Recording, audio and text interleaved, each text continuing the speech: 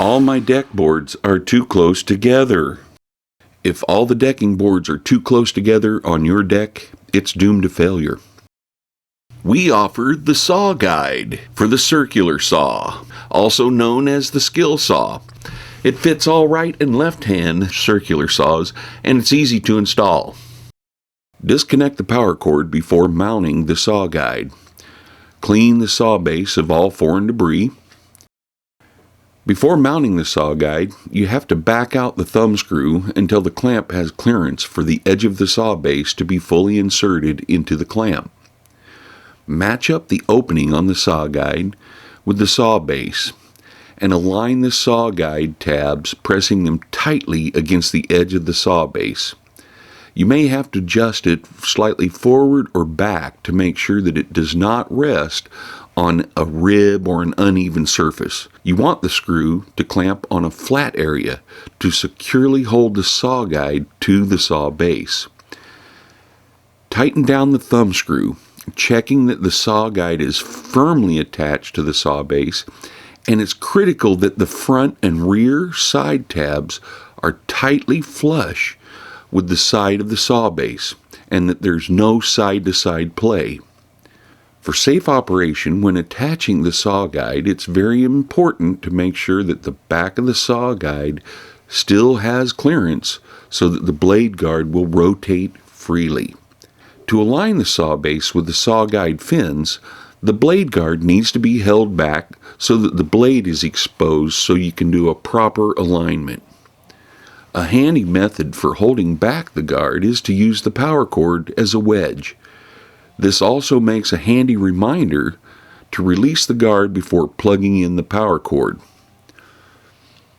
Place the saw upside down in a stable horizontal position.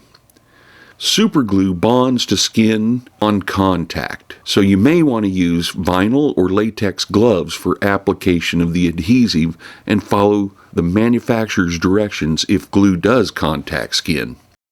Lift the edge of the saw guide up slightly and apply a dime-sized drop of superglue to the base of the saw. Now press down and hold or clamp down the edge of the saw guide until the glue cures. Next, the ends of the saw blade must line up with the guide fins in a straight line. You can use a ruler, but it's possible to get an offset from the angle between the alternating directions of the saw teeth.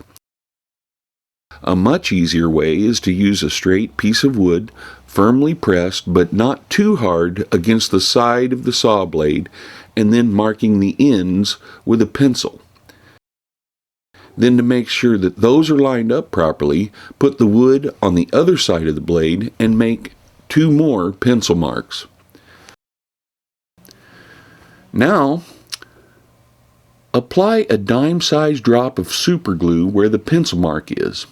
Line up the guide fin with that pencil mark and press the guide fin firmly into the adhesive. Do the same process on the other end, firmly pressing the guide fin down into the adhesive. Follow up with a straight edge check for accurate guide fin placement. Allow time for the adhesive to fully cure before continuing on. You want to make sure those guide fins are very secure. Before using the saw guide, you need to measure and set the saw blade to the required depth. Using a card or a piece of paper as a depth gauge, place it on top of the floor joist in between the decking and make a mark on the side. Measure the length from the paper and subtract a 1/16 of an inch and set the saw depth to that measurement. An alternate method is to set the depth by setting the saw down on the end of the decking and raise the blade till the bottom edge of the blade just clears the bottom of the decking. If the blade is set too deep, it'll damage your floor joists. Now release the guard and check that it rotates freely. Always wear your eye and hearing protection before operating the saw. Lower the saw blade in between the decking. Make sure that the front and the back guide fins are also in the groove. Run the saw forward, lightly touching one side, and then check for clearance. If the space is too narrow, make a second pass on the other side. In some cases, you may have to make more passes using this same process. The saw guide makes it easy to straighten the ends of mismatched boards. Start with the saw lightly touching the narrow side, pushing toward the board that needs to be trimmed flush. The saw guide makes quick work cleaning out dirt, leaves, and pine needles from between the decking boards. It only takes a light touch along both sides of a space to clean it down to the wood. A note about the types of saw blades to use on your decking project. Large tooth blades are for fast cutting and rough work, whereas small, fine tooth blades are for smooth finishing work. We suggest using the small, finer tooth blades for a smoother finished result.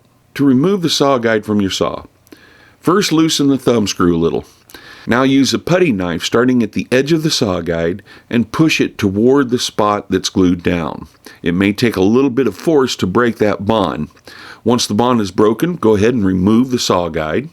After the two are separated, you can use the putty knife to remove any adhesive residue.